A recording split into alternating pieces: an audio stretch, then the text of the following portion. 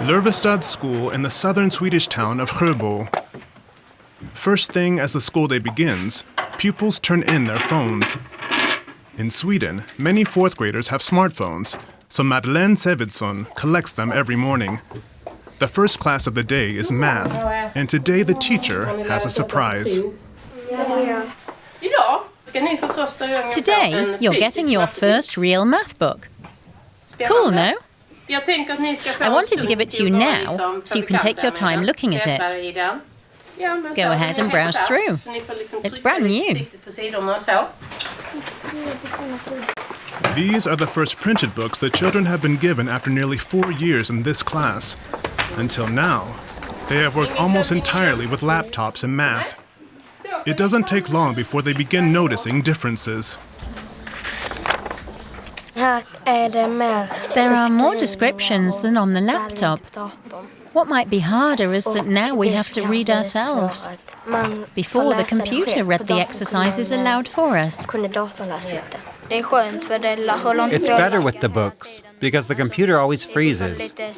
But I have trouble writing, so it'll be harder for me because now I have to write everything by hand.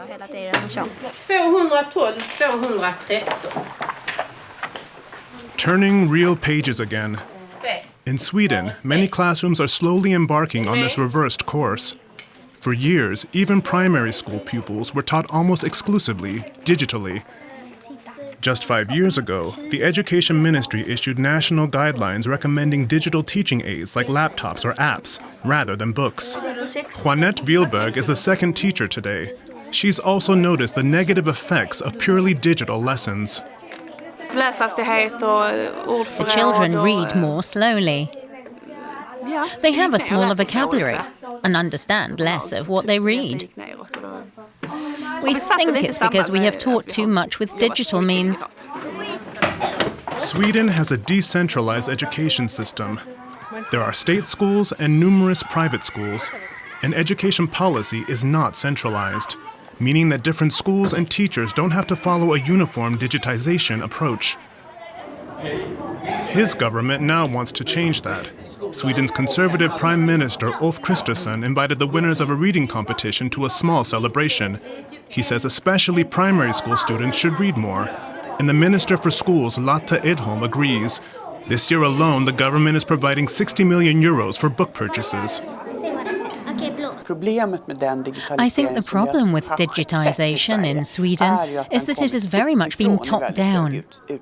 Many teachers protested against it, but they didn't feel they were heard. I believe that you should only use digital teaching materials with older children. According to brain research, young children shouldn't be exposed to screens at all.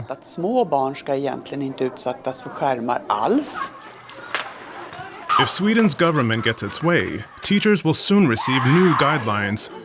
The Minister for Schools also wants to prevent young children from being glued to a screen too early. It's obvious, even when I talk to parents, that we need to get the books back. Because a book also makes it easier for them to understand what their child needs to study for the next test, instead of just being handed a note or a link. Back at Lövestad School, it's geography class. Now the children do get their laptops out.